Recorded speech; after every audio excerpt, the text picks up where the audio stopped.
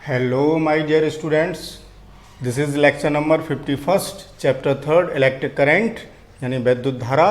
और टॉपिक वही चल रहा है जो पिछले लेक्चर में स्टार्ट किया था, वैद्युत सेल। तो आज के लेक्चर में हम वैद्युत सेल से संबंधी कुछ टेक्निकल टर्म्स हैं, कुछ डेफिनेशंस हैं, वो हमें आज पढ़ने हैं। तो आज का पहला टॉपिक रहेगा सेल का वैद्युत वाहक बल। पिछले लेक्चर में हमने केवल सेल की इंट्रोडक्शन दी थी, केवल वैद्युत सेल का परिचय कराया था। तो थोड़ा सा रिवाइज करते हैं। देखिए, वैद्युत सेल में एक द्रव के अंदर दो भिन्न भिन्न धातुओं की छड़ें डूबी रहती हैं। ये एक सेल का जनरल कॉन्सेप्ट है, समझ रहे हैं भाई। अब अलग अलग सेल्स में ये इलेक्ट्रोड अलग अलग धातुओं के होंगे। ये जो द्रव है इलेक्ट्रोलाइट, जिसे वैद्युत अपघट्य कहते हैं, अलग अलग सेल्स में वैद्युत अपघट्य भी अलग अलग होगा। डैनियल सेल में अलग, लेक्रांच सेल में अलग, वोल्टी सेल में अलग, लेड एक्यूमुलेटर में अलग। तो ये एक कॉन्सेप्ट है। तो दो इलेक्ट्रोड जिनको हम क्या कहते हैं, एनोड और कैथोड। जो पॉजिटिव इलेक्ट्रोड है वो एनोड कहलाता है और ये कैथोड कहलाता है। ये पीछे हम पढ़ चुके हैं। और इसको क्या कहते हैं, वैद्युत अपघट्य यानी इलेक्ट्रोलाइट। आज ज़्यादा चर्चा नहीं करेंगे, तो आज हम केवल स्टार्ट करेंगे सेल का वैद्युत वाहक बल। तो देखिए, हम ये बता चुके हैं कि सेल क्या करता है। जब हम इस टर्मिनल्स को, इन इलेक्ट्रोड्स को बाह्य परपथ से जोड़ देते हैं तो ये सेल इस बाह्य परपथ पर विभवांतर उत्पन्न करता है, जिससे इस परपथ में एक वैद्युत धारा प्रवाहित होने लगती है, प्लस टर्मिनल से माइनस टर्मिनल की ओर। That is anode to cathode, anode से कैथोड की ओर। ये विद्युत धारा इसमें प्रवाहित होने लगी और सेल के अंदर जो विद्युत धारा होगी वो कैथोड से एनोड की ओर प्रवाहित होगी। ये बातें हम पढ़ चुके हैं। तो अब देखिए, सेल का वैद्युत वाहक बल, दैट इज इलेक्ट्रोमोटिव फोर्स बोलते हैं इसको, इलेक्ट्रोमोटिव फोर्स, जिसको शॉर्ट में हम ईएमएफ भी कह देते हैं, EMF of a cell. Okay, electromotive force of a cell. तो इसको समझने से पहले थोड़ी सी बात फिर हमें रिपीट करनी पड़ेगी कि अब तक हम पढ़ चुके हैं कि सेल क्या करता है कि यहाँ इस बाह्य परपथ, जो परपथ है जो हमने कनेक्ट किया है, चाहे यहाँ हमने फैन जोड़ा हो, बल्ब जोड़ा हो, जो भी प्रतिरोध हो, तो उसके सिरों पर विभवांतर उत्पन्न करता है, जिससे वहाँ वैद्युत क्षेत्र स्थापित होता है, जिससे आवेश वाहक उस चालक के अंदर गति करने लगते हैं। तो ये गति जो हो रही है लगातार, इनको ऊर्जा कहाँ से मिल रही है, वैद्युत सेल से। यानी उनको निरंतर प्रवाहित करने में जो कार्य करना पड़ रहा है वो कौन कर रहा है, वैद्युत सेल। तो इसी सेल द्वारा एकांक आवेश को पूरे परपथ में प्रवाहित करने में जितना कार्य करना पड़ेगा, वही कार्य क्या हो जाएगा, सेल का वैद्युत वाहक बल। कहाँ से कहाँ तक, इस बात को थोड़ा विशेष रूप से ध्यान से सुनिएगा कि वैद्युत धारा, देखिए, जो बाह्य परपथ है वहाँ से लेकर एक सिरे से दूसरे सिरे तक और फिर इलेक्ट्रोड के दूसरे सिरे तक, यानी सेल के अंदर भी जब धारा प्रवाहित होगी एक इलेक्ट्रोड से दूसरे इलेक्ट्रोड तक, तब भी सेल को कार्य करना पड़ेगा। तो सेल सहित पूरे परपथ का जो कार्य है, उसमें जो ऊर्जा सेल ने दी है, वही सेल का वैद्युत वाहक बल है। बात समझ रहे हैं ना। यानी प्लस से लेकर ऐसे चले और यहाँ आए और सेल के अंदर वैद्युत अपघट्य में से भी धारा आई और यहीं तक आ गए। इस पूरी एक साइकिल में जो सेल को कार्य करना पड़ा, वही क्या है, सेल का वैद्युत वाहक बल। तो इसकी डेफिनेशन लिखते हैं, यानी एकांक, क्या डेफिनेशन बनेगी, एकांक आवेश को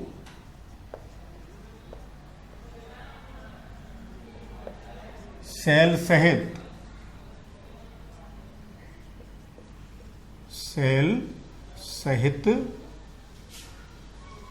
एकांक आवेश को सेल सहित पूरे परपथ में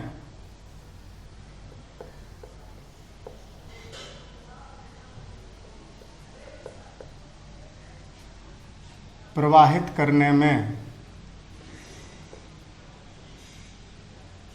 प्रवाहित करने में सेल द्वारा दी गई ऊर्जा,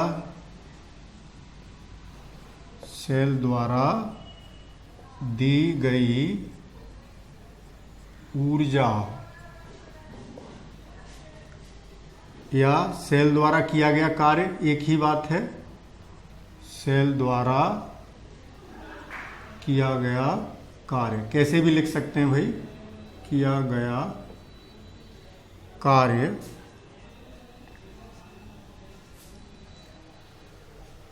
किए गए कार्य कर लो, परिभाषा सही बन जाएगी। किए गए, क्योंकि मैं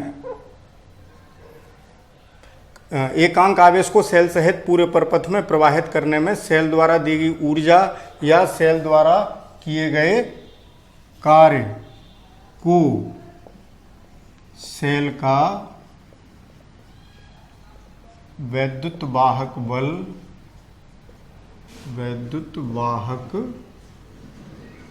बल, दैट इज शॉर्ट में लिख देते हैं EMF, इलेक्ट्रोमोटिव फोर्स कहते हैं।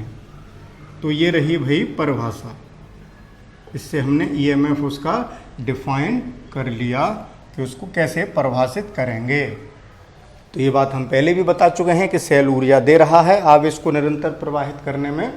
ठीक वैसे ही जैसे हम पानी पृथ्वी से बाहर निकाल रहे हैं तो हम लगातार कार्य कर रहे हैं, हैंडपंप को चला रहे हैं, जब तक चलाएंगे नहीं, यानी जब तक हम हैंडपंप पर अपनी ऊर्जा खर्च नहीं करेंगे या उस कार्य नहीं करेंगे तब तक पानी बाहर पृथ्वी से नीचे तल से ऊपर तल पर नहीं आएगा।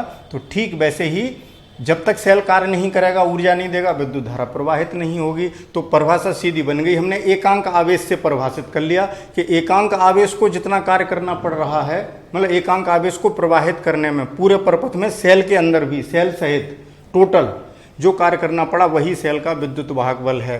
तो अब इसका फॉर्मूला भी बना लेते हैं। यदि सेल द्वारा Q आवेश को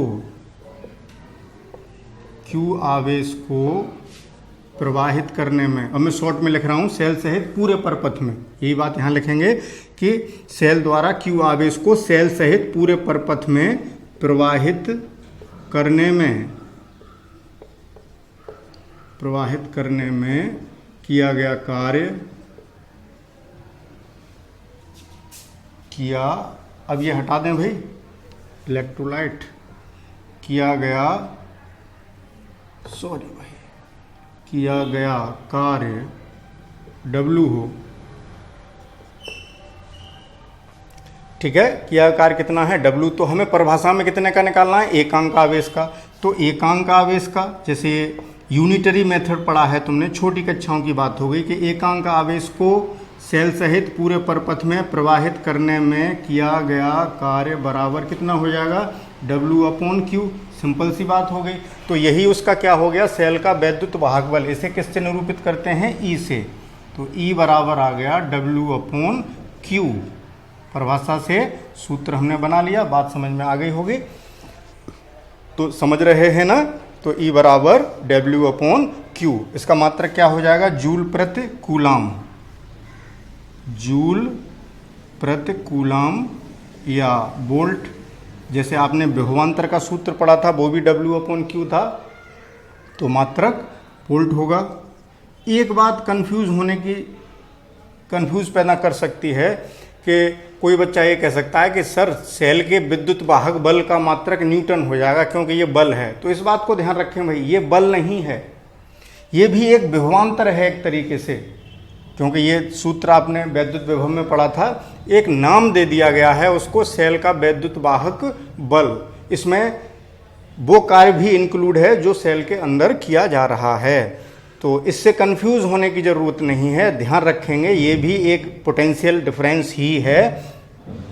तो इसका मात्रक क्या हो जाएगा, वोल्ट या जूल प्रति कूलाम। न्यूटन मत लिख देना भाई, ये थोड़ा ये नाम जो रखा गया है पता नहीं क्यों ऐसा अटपटा नाम रखा है कि वैद्युत वाहक बल, तो उससे आपको कंफ्यूज होने की आवश्यकता नहीं है। तो उम्मीद है कि आपको ये EMF समझ में आया होगा। ओके। तो भिन्न भिन्न सेलों के वैद्युत वाहक बल भिन्न भिन्न होते हैं। जैसे आप मार्केट से सेल खरीद के लाते हैं, जिसको आप अपने जैसे रिमोट में डालते हैं, टीवी के रिमोट में, और टॉर्च में डालते हैं, या दीवार घड़ी में डालते हैं, उस पर आप पढ़ के देखना 1.5 वोल्ट लिखा होता है। वो ड्राई सेल है, प्राथमिक सेल है, उसका वैद्युत वाहक बल 1.5 वोल्ट है। तो अलग अलग सेल के अलग अलग होते हैं। तो अब जैसे लेग्रांजे सेल का 1.5 वोल्ट मान लेते हैं, और लेड एक्यूमुलेटर सीसा संचायक सेल का 2.2 वोल्ट के अप्रॉक्सीमेट होता है। तो भिन्न भिन्न सेलों का वैद्युत वाहक बल भिन्न भिन्न होगा। तो आप पहले इसका एक स्क्रीनशॉट लीजिए। तो बच्चों अब अगला टर्म पढ़ते हैं। ये हमने सीख लिया सेल का वैद्युत वाहक बल। अब टर्मिनल विभवांतर पढ़ते हैं। सेल का टर्मिनल विभवांतर, देखो इसे मैंने हटाया नहीं है क्योंकि यहीं सुधार कर देंगे। सेल का टर्मिनल विभवांतर, मिलती जुलती चीजें हैं भाई, कंफ्यूज होने की जरूरत नहीं है, ध्यान से समझना। That is terminal potential difference. इसको क्या कहेंगे? Terminal potential difference. Terminal potential difference of a cell, इतना ही लिख देता हूं मैं, टर्मिनल पोटेंशियल डिफरेंस। तो देखें, अब ध्यान से समझें। अब हम क्या कर रहे हैं कि सेल के अंदर इस इलेक्ट्रोड से इस इलेक्ट्रोड तक विद्युत धारा को प्रवाहित करने में, आवेश को प्रवाहित करने में जो सेल द्वारा किया गया कार्य है उसको छोड़ देते हैं। अब कार्य केवल बाह्य परपथ का देखते हैं, यानी इस इलेक्ट्रोड से लेकर इस इलेक्ट्रोड तक एकांक आवेश को प्रवाहित करने में सेल द्वारा जितना कार्य करना पड़ा वही उस सेल का टर्मिनल विभवांतर कहलाता है। ध्यान रहेगी बात। अब यहां ये वाला जो कार्य था सेल के अंदर जो करना पड़ रहा था वो हटा दिया हमने। अब सेल सहित पूरे परपथ में नहीं है, बस इतना ही अंतर है। वो वाला कार्य क्या कहलाएगा? Terminal potential difference. यानी एकांक आवेश को सेल के, यही सुधार करते हैं भाई, जिससे आपको ये भी समझ में आएगा कि अलग से नहीं याद करना है। एकांक आवेश को सेल के एक टर्मिनल से, एक टर्मिनल से ऊपर लिखता हूं मैं, दूसरे टर्मिनल तक, दूसरे टर्मिनल, इससे कोई दिक्कत नहीं होगी भाई, मैंने ऐसे लिख दिया, आप लोग अपनी कॉपी पर एक सीधे लाइन में ही लिखेंगे। एकांक आवेश को सेल के एक टर्मिनल से दूसरे टर्मिनल तक प्रवाहित करने में सेल द्वारा दी गई ऊर्जा या सेल द्वारा किए गए कार्य को सेल का टर्मिनल विभवांतर कहते हैं। सेल का टर्मिनल विभवांतर कहते हैं। ओके, V, इसको V से लिखेंगे जो टर्मिनल विभवांतर होगा। तो यदि सेल द्वारा Q आवेश को, यहां क्या बढ़ाएंगे, यहां क्या था, सेल सहित पूरे परपथ में को यहीं कर दें, एक टर्मिनल से दूसरे टर्मिनल तक, एक टर्मिनल से दूसरे टर्मिनल तक प्रवाहित करने में किया गया कार्य W। अब अलग कर लेते हैं, इसको एक्सटर्नल कर लेते हैं, यानी बाह्य परपथ में किया है, सेल के अंदर नहीं। तो एकांक आवेश को एक टर्मिनल से दूसरे टर्मिनल तक प्रवाहित करने में किया गया कार्य बराबर W एक्सटर्नल बटे Q हो गया। इसी को हम क्या कह देंगे, टर्मिनल विभवांतर V। तो V बराबर क्या हो गया, W एक्सटर्नल बटे Q। तो देखिए ये भी एक तरीके से विद्युत वाहक बल जैसा ही है, बस इसमें सेल के अंदर का जो कार्य इंक्लूड था वो हटा दिया है। तो दोनों एक ही चीजें हैं। तो तो इसका मात्रक भी वही होगा, वोल्ट या जूल प्रति कूलाम। बात समझ में आ गई होगी। तो ये मैंने हटाया नहीं था, क्यों दोबारा लिखना पड़ता, तो इससे आपको समझ में भी आ गया कि अंतर कहाँ था। तो आप इसको व्यवस्थित करके सही तरीके से लिख लेंगे। ये क्या कहलाएगा, सेल का टर्मिनल विभवांतर। धनावेश को, एकांक धनावेश को एक टर्मिनल से दूसरे टर्मिनल तक प्रवाहित करने में जो किया गया कार्य है। ओके, तो इसका स्क्रीनशॉट लीजिए। हाँ भाई, एक बात और बता देते हैं कि जैसे जो हमने बाह्य परपथ जोड़ा था, इसमें मान लो इसका प्रतिरोध R है, तो ये जो टर्मिनल विभवांतर है ये R के सिरों का ही है। इस इलेक्ट्रोड के सिरों का मतलब इस प्रतिरोध के सिरों का है। तो ओम के नियम से ये जो टर्मिनल विभवांतर होगा वो कितना होगा, धारा I बह रही है, प्रतिरोध R है, तो V बराबर IR। तो इक्वस टू यहीं लिख सकते हैं, इसको एक लाइन और बढ़ा लें, V बराबर W एक्सटर्नल, यानी वाहे, आप लोग यहाँ वाहे भी लिख सकते हैं भाई, हिंदी मीडियम वाले स्टूडेंट्स को थोड़ी दिक्कत आ सकती है, बटे Q बराबर क्या आ गया, और ये किसके बराबर होगा, IR। R क्या है, बाह्य वैद्युत परपथ का प्रतिरोध है। ओके, तो अब कोई कंफ्यूजन वाली बात नहीं रही। तो अब एक स्क्रीनशॉट ले लीजिए, ये लाइन मैंने और बढ़ा दी है। तो अब बात करते हैं एक नेक्स्ट टर्म की, जो कि अगला टॉपिक है, सेल का आंतरिक प्रतिरोध। तो देखिए, प्रतिरोध का हम कॉन्सेप्ट पहले समझ चुके हैं। प्रतिरोध जो है वो हम पीछे समझ चुके हैं कि प्रतिरोध क्या है, कि धारा के मार्ग में आने वाली जो रुकावट है, जो हिंड्रेंस है, जो बाधा है, वही क्या कहलाती है, प्रतिरोध।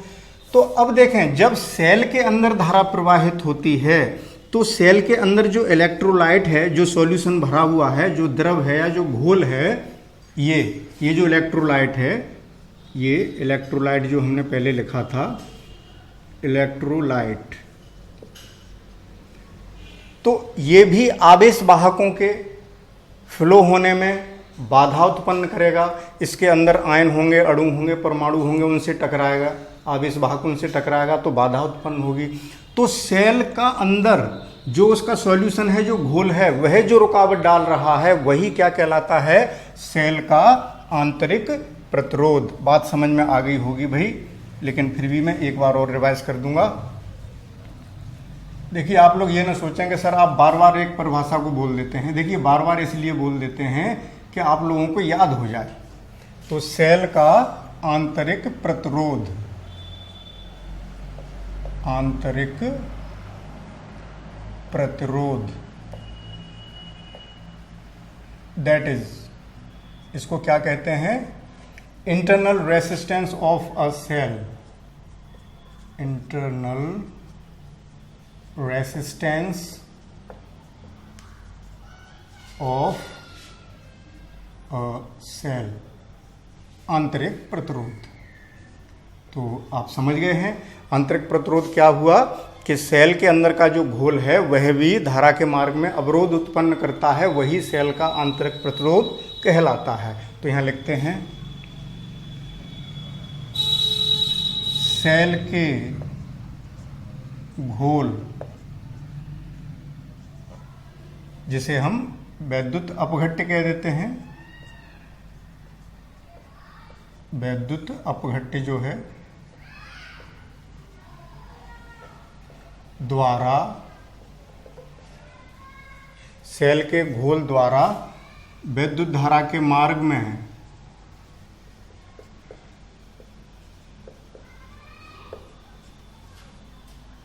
विद्युत धारा के मार्ग में उत्पन्न अवरोध,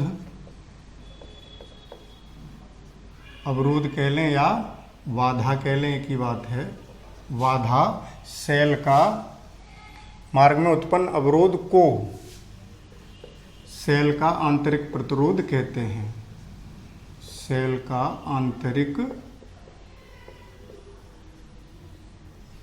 प्रतिरोध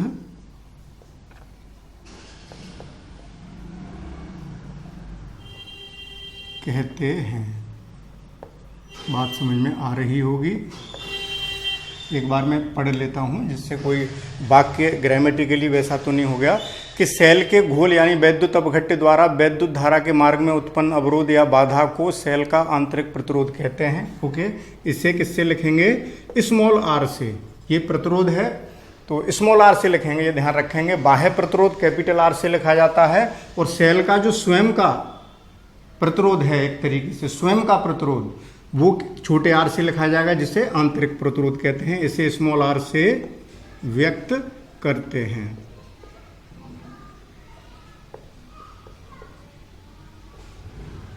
व्यक्त करते हैं।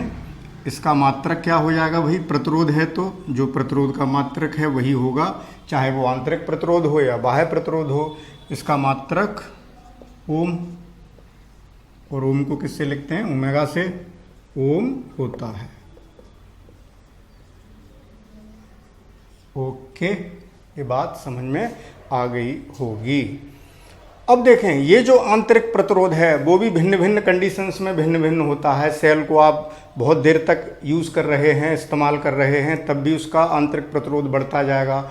उस इलेक्ट्रोलाइट का टेम्परेचर बदल देंगे तो बदल जाएगा। भिन्न भिन्न सेलों के आंतरिक प्रतिरोध भिन्न भिन्न होते हैं। तो जिस सेल का आंतरिक प्रतिरोध जितना कम होगा वो सेल उतना ही अच्छा होगा, क्योंकि रुकावट कम पड़ेगी धारा के मार्ग में। तो एक बात ध्यान रखें, द्वितीयक सेलों का आंतरिक प्रतिरोध हमेशा प्राथमिक सेलों के आंतरिक प्रतिरोध से कम होता है। ये पॉइंट नोट कर लेंगे आप। द्वितीयक सेलों का जो आंतरिक प्रतिरोध है यानी सेकेंडरी सेल, बहुत शॉर्ट में लिख देता हूं मैं, R of secondary cell is less than, कम होता है, आर ऑफ प्राइमरी सेल्स। ठीक है, यानी सेकेंडरी सेल का आंतरिक, आप तो ऐसे लिखते हैं internal resistance of secondary cells is less than internal resistance of primary cell, यानी आंतरिक द्वितीयक सेलों का आंतरिक प्रतिरोध लेस देन प्राथमिक सेलों के आंतरिक प्रतिरोध से।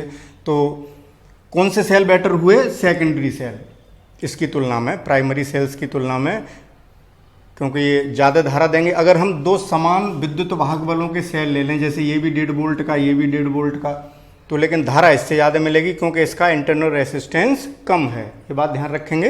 तो इसको आप एक सेंटेंस बना के लिख लेना, मैंने ये सांकेतिक भाषा में लिख दी है।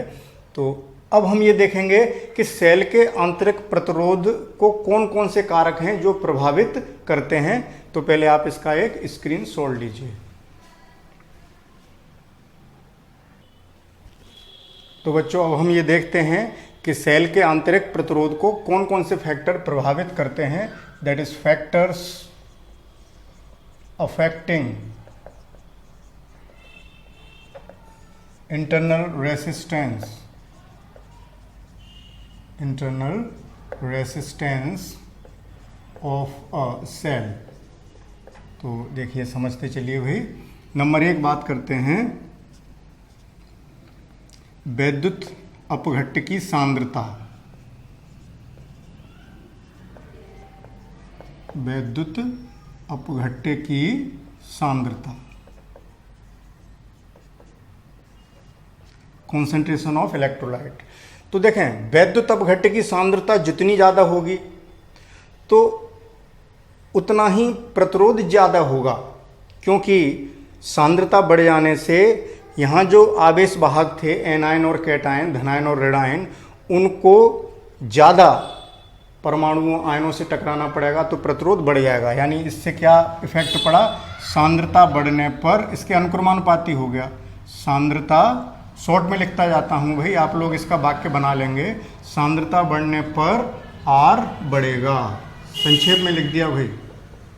आप लोग कैसे लिखेंगे बार बार नहीं समझाऊंगा, हर टॉपिक में आप इसको विस्तृत लिख लेंगे कि वैद्युत अपघट्य की सांद्रता बढ़ने पर सेल का आंतरिक प्रतिरोध आर बढ़ जाता है, यानी सांद्रता के अनुक्रमानुपाती होता है। दूसरी बात करते हैं, जो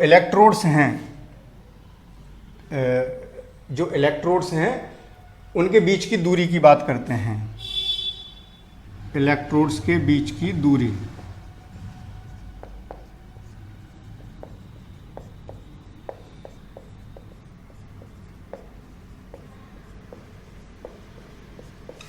देखें भाई, इलेक्ट्रोड जितने ज़्यादा दूर कर दिए जाएंगे तो आवेश वाहकों को एक लंबा मार्ग तय करना पड़ेगा एक इलेक्ट्रोड से दूसरे इलेक्ट्रोड तक जाने में, तो ज़्यादा टक्करें होंगी, ज़्यादा टकराव होगा, ज़्यादा धनायनों ऋणायनों या अन्य परमाणु अणुओं से टकराना पड़ेगा, जिससे प्रतिरोध, आंतरिक प्रतिरोध बढ़ जाएगा। यानी बीच की दूरी, यानी शॉर्ट में लिखता हूँ, बीच की दूरी बढ़ने पर, किन के बीच की दूरी? इलेक्ट्रोड्स के बीच की दूरी बढ़ने पर बढ़ेगा, बढ़ने पर क्या हो जाएगा? आर भी बढ़ेगा। ध्यान रखेंगे। प्लेटों का प्रभावी क्षेत्रफल, प्लेट का मतलब इलेक्ट्रोड से ही है, इलेक्ट्रोड कह लो या प्लेट कह लो एक ही बात है। इलेक्ट्रोडों के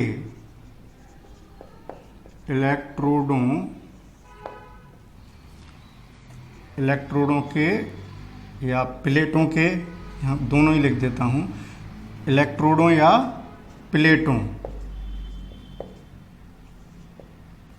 के प्रभावी क्षेत्रफल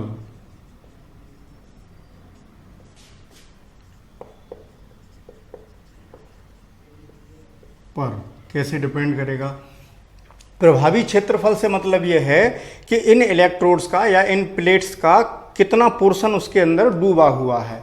जितनी ज़्यादा ये डूबी हुई होंगी उतने ही ज़्यादा आयंस गति करेंगे, तो इनके व्युत्क्रमानुपाती होगा। यानी जितनी ज़्यादा छड़ को डुबो दोगे तो आंतरिक प्रतिरोध कम हो जाएगा। यानी क्षेत्रफल, यानी प्रभावी क्षेत्रफल, यही प्रभावी क्षेत्रफल बढ़ने पर, शॉर्ट में लिख रहा हूँ भाई, बढ़ने पर आर कैसा होगा? आंतरिक प्रतिरोध घटेगा। ओके, ये बात समझ में आ रही होगी। वाक्य आप लोग बना लेंगे, बहुत समय लगेगा भाई, मैं पूरी बात लिखूं, ऐसे समझते चलिए। तीसरा, वैद्युत अपघट्य के ताप पर कैसे डिपेंड करेगा? जो इलेक्ट्रोलाइट उसमें भरा हुआ है, वैद्युत अपघट्य के ताप पर। देखें, वैद्युत अपघट्य जो इसके अंदर भरा हुआ है, अगर इसका हम ताप बढ़ा दें तो क्या होगा? उसकी श्यानता घट जाएगी। श्यानता घट जाने से उन आवेश वाहकों की गतिशीलता बढ़ जाएगी, मोबिलिटी बढ़ जाएगी। इसका मतलब प्रतिरोध घट जाएगा। यानी ताप पर कैसे डिपेंड कर रही है? बढ़ने पर। क्या बढ़ने पर? ताप बढ़ने पर। समझ रहे हैं ना? ताप बढ़ने पर आप पूरी बात लिख लेंगे, आर कैसा हो जाएगा? घटेगा, क्योंकि आवेश वाहकों की गतिशीलता बढ़ गई, श्यानता कम हो गई। तो वाक्य आप बनाते चलेंगे। तो किस किस पर बात की हमने? अपघट्य की सांद्रता की बात कर ली, इलेक्ट्रोड्स के बीच की दूरी की बात कर ली, इलेक्ट्रॉनों के प्रभावी क्षेत्रफल की बात कर ली, वैद्युत अपघट्य के ताप की बात कर ली। और इन वैद्युत अपघट्य की जो क्वालिटी है उस पर भी डिपेंड करता है, और उसकी आयु पर। ये इलेक्ट्रोड्स ज़्यादा दिनों तक यूज़ होते रहेंगे तो धीरे धीरे आंतरिक प्रतिरोध बढ़ता जाता है, क्योंकि कार्य क्षमता घटती चली जाती है इनकी। तो उसको भी आप पहले इसका एक स्क्रीनशॉट लीजिए।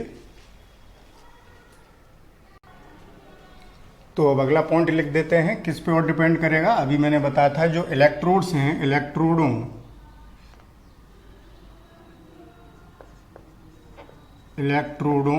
यानी प्लेटों, इलेक्ट्रोडों की जो धातु है वो किस क्वालिटी की है? कि धातु तथा इलेक्ट्रोलाइट तथा वैद्युत अपघट्य की प्रकृति पर भी निर्भर करता है, पर भी निर्भर करता है। तो ये ध्यान रखेंगे कि किसी सेल का आंतरिक प्रतिरोध कोई निश्चित वैल्यू नहीं होती, नियत मान नहीं होता है। जैसे कि उसका ईएमएफ हम नियत बता देते हैं कि ड्राई सेल का 1.5 वोल्ट है, लेकिन आंतरिक प्रतिरोध इन सभी फैक्टर्स पर डिपेंड करता है, इसलिए उसकी कोई कांस्टेंट वैल्यू नहीं है। और समय पर भी निर्भर करता है। जितनी ज़्यादा देर तक कोई सेल है, जैसे लेकलांचे सेल है या डैनियल सेल है, आप उससे कोई एक्सपेरिमेंट कर रहे हैं, कोई प्रयोग कर रहे हैं, उससे ऊर्जा लगातार ले रहे हैं, तो धीरे धीरे उसका आंतरिक प्रतिरोध बढ़ता चला जाता है, यानी समय पर भी निर्भर करता है।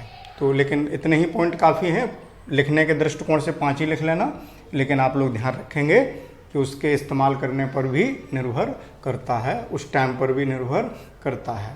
तो अब हम 3 टॉपिक पढ़ चुके भाई, वैद्युत वाहक बल क्या है, टर्मिनल विभवांतर क्या है और आंतरिक प्रतिरोध क्या है। अब हम एक नया टॉपिक पढ़ेंगे कि इन तीनों में रिलेशन क्या है। अब हम इन तीनों टॉपिक्स के बीच, तीनों टर्म्स के बीच क्या करेंगे, एक संबंध स्थापित करेंगे। ओके, तो अभी मैं हेडिंग डालता हूं। तो बच्चों, अब हम वैद्युत वाहक बल, टर्मिनल विभवांतर और आंतरिक प्रतिरोध में एक संबंध स्थापित करते हैं। यानी हमें क्या करना है, रिलेशन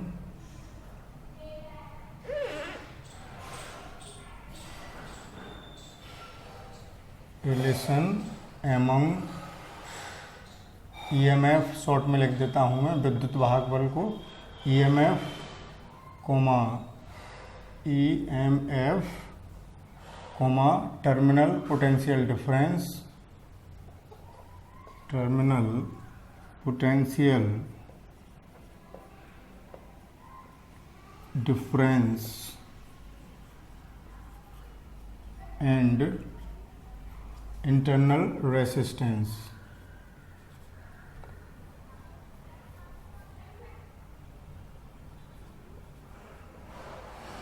इंटरनल रेसिस्टेंस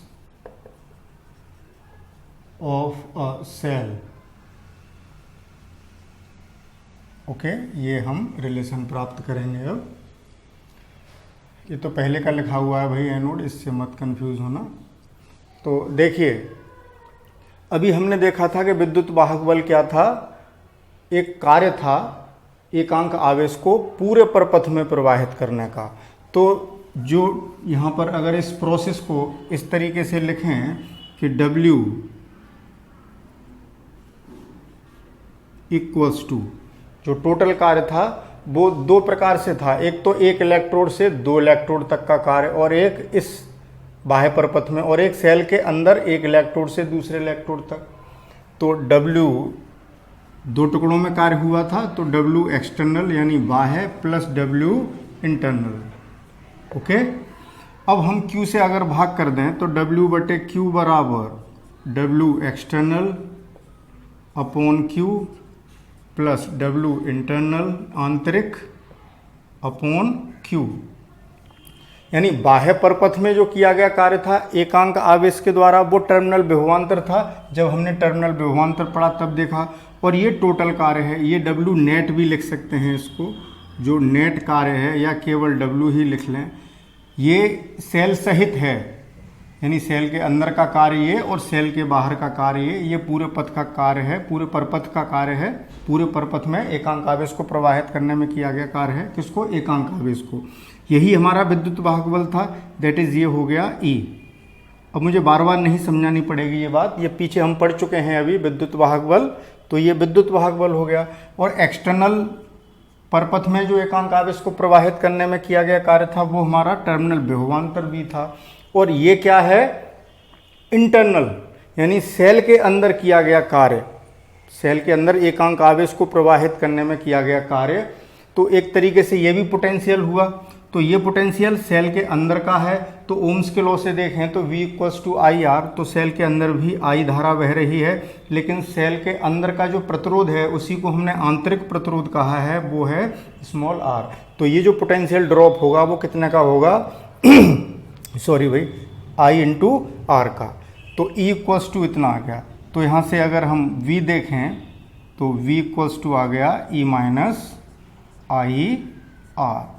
यानी जो सेल के टर्मिनल्स, यानी इन टर्मिनल्स पर जो हमें विभवांतर मिलेगा वो हमेशा इस सेल के ईएमएफ से कम होगा, क्योंकि उसमें सेल के अंदर भी पोटेंशियल इतना ड्रॉप हो रहा है, सेल के अंदर भी ऊर्जा खर्च हो रही है कार्य करने में। तो इसलिए ये रिलेशन हुआ, that is V is always less than E जब सेल यूज़ किया जाता है। लेकिन देखिए, ये बात बात आपकी समझ में आ गई है। अब मैं चर्चा करता हूँ, इसी व्यंजक को अगर आप ऐसे नहीं समझ पा रहे हैं तो आप ऐसे भी कर सकते हैं, एल्टर यानी दूसरी विधि से उसको समझने के लिए। देखें, हम इस सेल को, एक बात समझ लें, ये जो हमने सेल बनाया है सांकेतिक रूप में, ये सेल ऐसे बनाया जाता है। एक सिरा दिखाई दे रहा होगा भाई आपको, ये एक बड़ी लाइन खींचते हैं और एक छोटी लाइन खींचते हैं। बड़ी लाइन पॉजिटिव टर्मिनल को बताती है, ये नेगेटिव टर्मिनल को बताती है। इस सेल का भी कुछ आंतरिक प्रतिरोध है, वो इसी के पास में दर्शा देते हैं इस तरीके से। ये इसी सेल का क्या है, आंतरिक प्रतिरोध। तो ये बन गया हमारा सेल। सेल को संकेत के रूप में ऐसे बनाते हैं और इसको एक बॉक्स में बंद कर देते हैं। ये सेल का हमारा सांकेतिक फिगर हो गया। ये आर इसी सेल के अंदर का आंतरिक प्रतिरोध है। तो ये सेल जो था हमने ये बना दिया सांकेतिक भाषा में, और इस सेल से हमने एक बाह्य परपथ में एक प्रतिरोध जोड़ा था इस तरीके से। वो कितना था, कैपिटल आर था। ओके, तो सेल से जोड़ने पर इसमें एक विद्युत धारा प्रवाहित होने लगी थी। यहाँ एक कुंजी भी जोड़ सकते हैं। ओके, ये कुंजी है, कुंजी निकाल देंगे तो धारा बंद हो जाएगी, सेल खुले परपथ में हो जाएगा। तो इसमें आई धारा प्रवाहित हो रही है।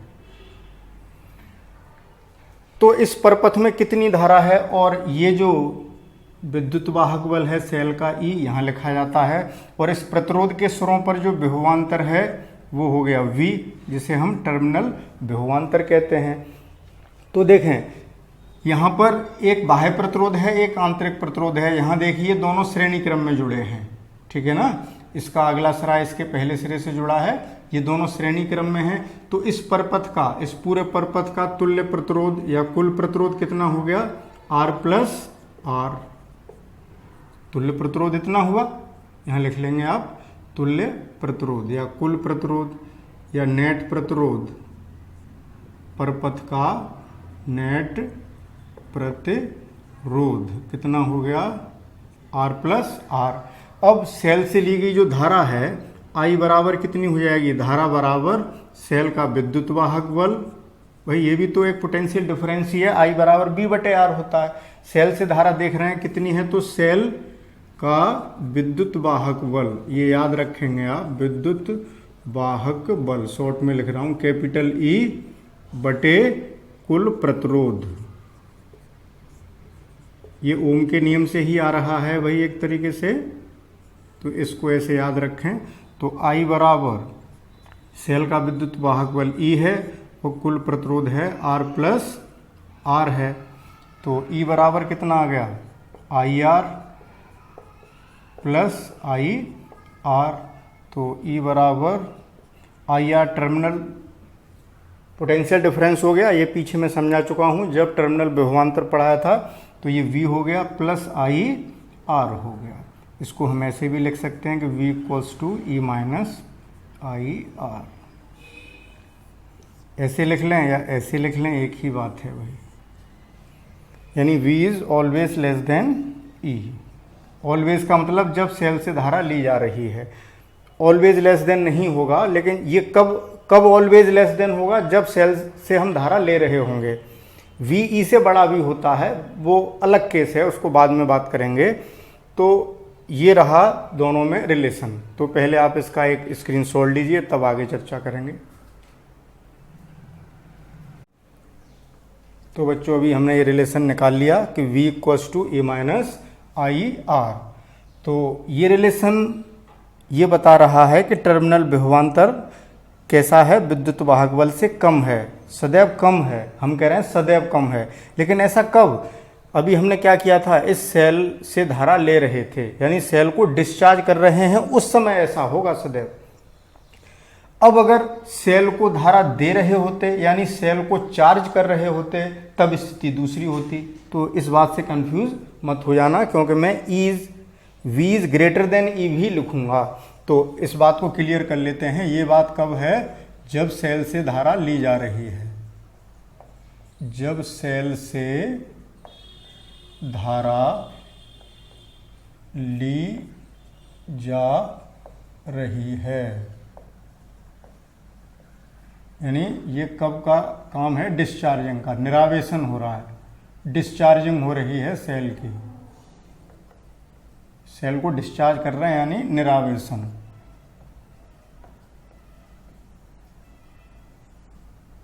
ओके, इस स्थिति में रिलेशन क्या आया है, ये बात ध्यान रखेंगे, v equals to E minus I R. तो ई में से कुछ घट रहा है तब v मिल रहा है, इसलिए हम कह रहे हैं कि v ई से कम होगा। इस स्थिति में टर्मिनल विभवांतर विद्युत वाहक बल से कम होगा। अब मान लो सेल खुले परपथ में है, सेल खुले परपथ में है। एक नंबर में ये बात पूछी जा सकती है भाई, इसलिए मैं बता रहा हूँ।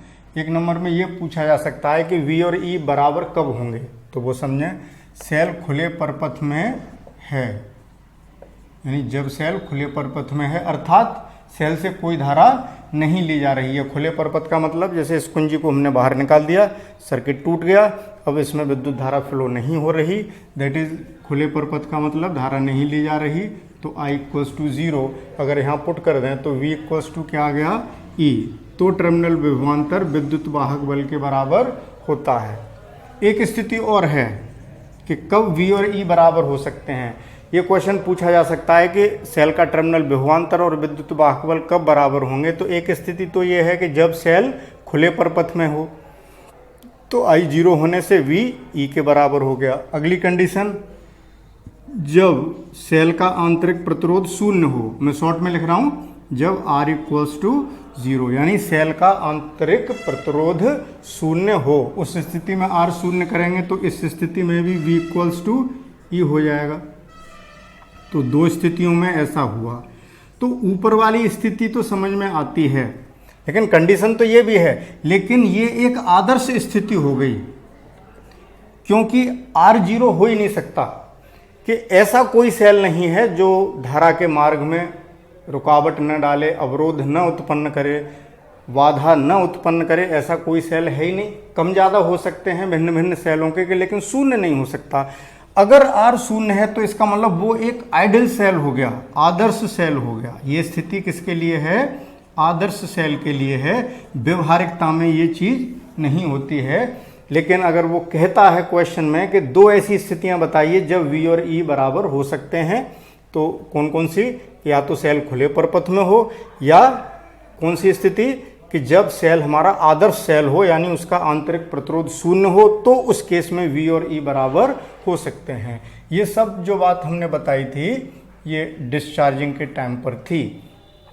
अब ये देखेंगे कि V E से बड़ा कब हो सकता है। ठीक है भाई, तो इसके लिए देखें, एक सेकंड, इसको पहले इरेज करते हैं भाई। VE से बड़ा कब हो सकता है, तो इस रिलेशन को मुख्यतः आप याद रखेंगे। अब मैं बात कर रहा हूँ अगला टॉपिक, सेल के आवेशन के समय। सेल का जब आवेशन किया जा रहा हो, ये मैं संक्षेप में लिख रहा हूँ क्योंकि लेक्चर बहुत बड़ा होता जा रहा है। अगर हम सेल का आवेशन कर रहे हैं यानी चार्ज कर रहे हैं, इस क्रिया को charging of a cell, charging a cell, हम सेल को चार्ज कर रहे हैं। अब क्या है, अब हमारा जो लोड था, जो बाहर का रेसिस्टेंट था, वो अब नहीं रहा इसमें। अब यहाँ हमने क्या लगा दिया, चार्जर, यानी बैटरी हमारी डिस्चार्ज हो चुकी है, यानी सेल डिस्चार्ज हो चुका है। अब उसको चार्जर से, ये क्या है, चार्जर है, यहाँ लिख देता हूँ मैं, यहाँ पर हम क्या कनेक्ट करेंगे, चार्जर। तो देखें, अब चार्जिंग के समय धारा ऐसे प्रवाहित होगी, दिशा पलट जाएगी चार्जिंग के समय। अब सेल के अंदर धारा प्लस से माइनस की ओर जाएगी। डिस्चार्जिंग के समय माइनस से प्लस आ रही थी पिछले वाले फिगर में, लेकिन अब विपरीत दिशा में बहने लगी, तो I की दिशा विपरीत हो गई। तो इस रिलेशन में V equals to E plus I R हो जाएगा। ये बात ध्यान रखेंगे। तो आवेशन के समय यानी सेल को चार्ज करते समय हमारा V बड़ा हो जाता है E से, यानी टर्मिनल विभवांतर EMF से बड़ा हो जाता है, क्योंकि EMF बहुत डिस्चार्ज हो गई है बैटरी, तो EMF तो कम हो ही गया उसका, तो इसलिए V बड़ा होगा। तो आवेशन के समय ये रिलेशन है, दोनों में विशेष रूप से अंतर आपको ध्यान में रखना है। एक समान ऐसा नहीं कि उल्टे कर दो कि आवेशन में ये लगा दो और निरावेशन में ये लगा दो, ऐसा नहीं होगा। तो यानी आवेशन के समय क्या क्या होता है ये हमने बताया, और निरावेशन के समय क्या होता है ये स्थितियां आप समझ चुके हैं।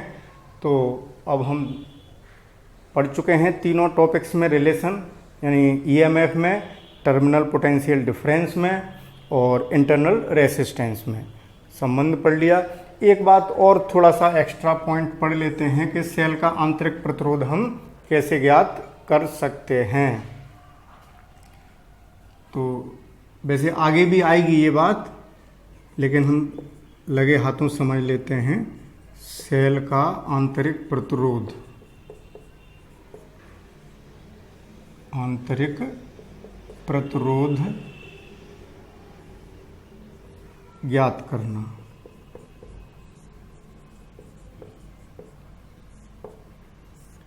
तो देखें, अभी हमने रिलेशन पढ़ा कि I equals to E upon R plus R। तो यहाँ से या डायरेक्ट यही लिख लेते हैं अभी। अब देखिए, चार्जिंग की बात तो हम इस चैप्टर में करेंगे ही नहीं, हमें तो सेल से धारा लेनी ही है, ये तो हमने लगे हाथों समझा दिया है। हम इसी इक्वेशन का इस्तेमाल करेंगे, ये तो हमने थोड़ी देर के लिए पढ़ ली है कि ये जानकारी हमें होनी चाहिए कि ऐसी स्थिति कब उत्पन्न होती है।